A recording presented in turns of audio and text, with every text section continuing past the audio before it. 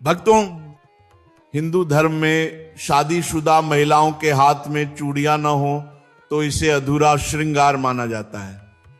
आज हम चूड़ियों से जुड़ी ऐसी जरूरी बातों पर चर्चा करने वाले हैं जिनका हर सुहागिन स्त्री के जीवन में बहुत गहरा महत्व है। चूड़ियां किसी सजावट की वस्तु मात्र नहीं होती, यह सुहाग, सौभाग्य और समृद्धि का प्रतीक मानी गई हैं। सबसे पहली बात, चूड़ियों का संबंध सीधे सीधे पति की लंबी आयु से माना गया है। 16 श्रृंगार में चूड़ियों का अपना विशेष स्थान है, लेकिन इन्हें धारण करते समय कुछ नियमों का पालन करना आवश्यक है। जब भी चूड़ियां धारण करें तो ध्यान रखें कि आपका मुंह दक्षिण दिशा की ओर न हो। यही नहीं, कांच की चूड़ियां सबसे शुद्ध मानी जाती है, परंतु कांच की चूड़ियां खरीदते समय उन्हें ठीक तरह से जांच लें। कई बार चूड़ियां पहले से ही हल्की सी छिटकी होती हैं।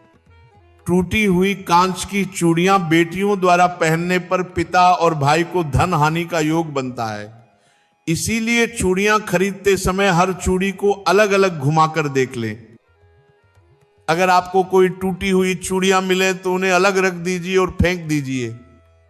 इससे कोई दोष नहीं लगता, क्योंकि टूटा हुआ आभूषण कभी शुभ नहीं माना गया।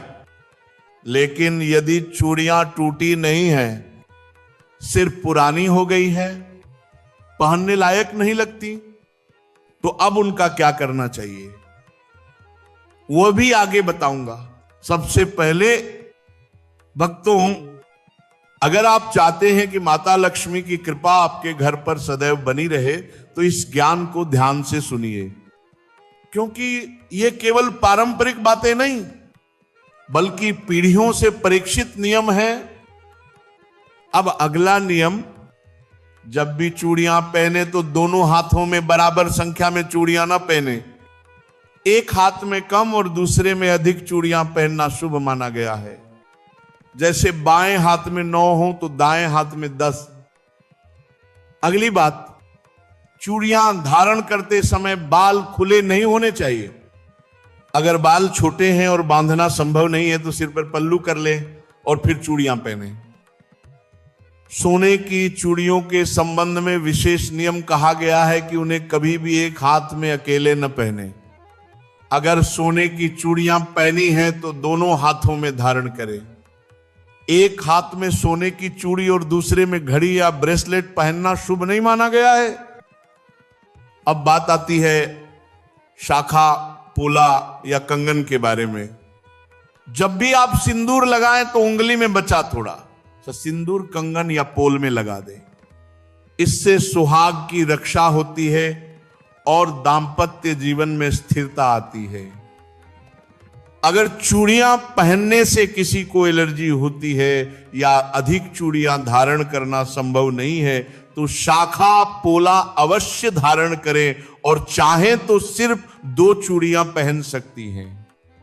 यह अशुभ नहीं माना जाता। यदि आपने नई चूड़ियां पहन रखी हैं और घर में कोई अशुभ समाचार आ जाए तो वे चूड़ियां दोबारा किसी पूजा में मत पहनिए, क्योंकि वह अब पवित्र नहीं रही।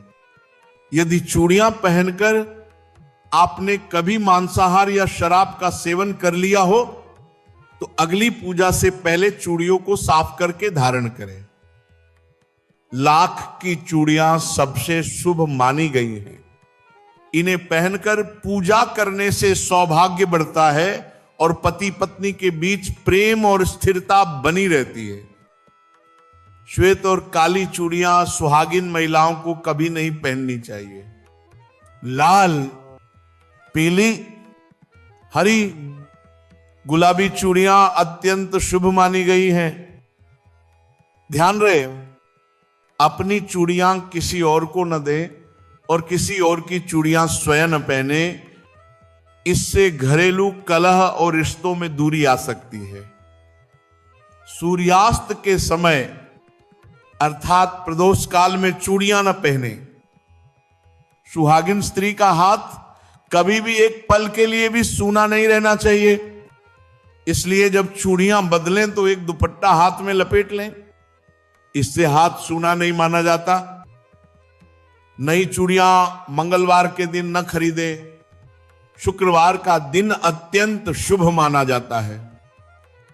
अब बात आती है पुरानी चूड़ियों को कहां रखना चाहिए। कई महिलाएं पुरानी चूड़ियां कचरे में फेंक देती हैं। ये अत्यंत अशुभ माना गया है। पुरानी चूड़ियों को एक डिब्बे में इकट्ठा कर ले और जब भी किसी पवित्र नदी, तीर्थ स्थल या जलधारा के पास जाए तो इन्हें वहां विसर्जित कर दे। ऐसा करने से सुहाग की रक्षा होती है और देवी माता की कृपा बनी रहती है। अगर ये चूड़ियां आपने पीरियड्स के दौरान पहनी थी तो पीरियड्स खत्म होने के बाद स्नान करके शुद्ध होकर उन चूड़ियों को अलग रख दें और नई चूड़ियां पहने। अब बात आती है उन 5 चीजों की जिन्हें सुहागिन स्त्री को किसी से साझा नहीं करना चाहिए। मांग का सिंदूर, बिंदी, काजल, चूड़ियां और पायल। इन 5 चीजों का आदान प्रदान रिश्ता कमजोर करता है। अब भक्तों 16 श्रृंगार का महत्व समझते हैं।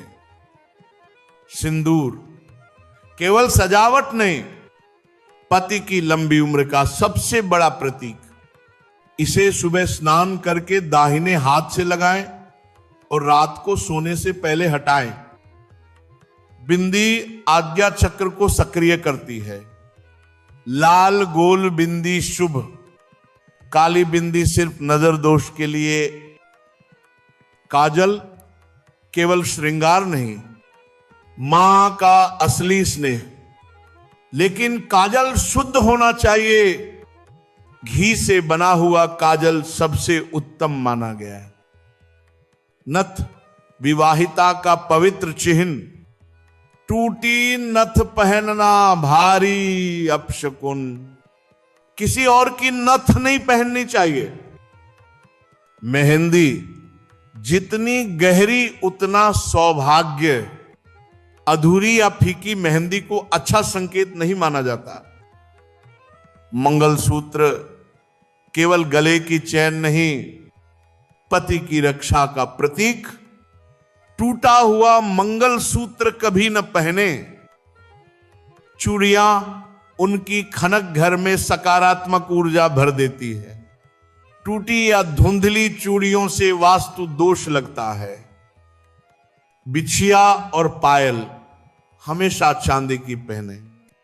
सोने की पायल या सोने की बिछिया अत्यंत अशुभ मानी गई है।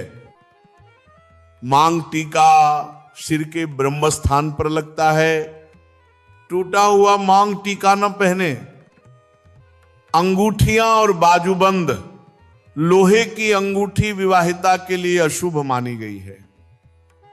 भक्तों, जब ये 16 श्रृंगार शुद्ध मन से धारण किए जाते हैं तो घर में माता लक्ष्मी का वास होता है, पति का जीवन लंबा होता है और दांपत्य में प्रेम और शांति बनी रहती है।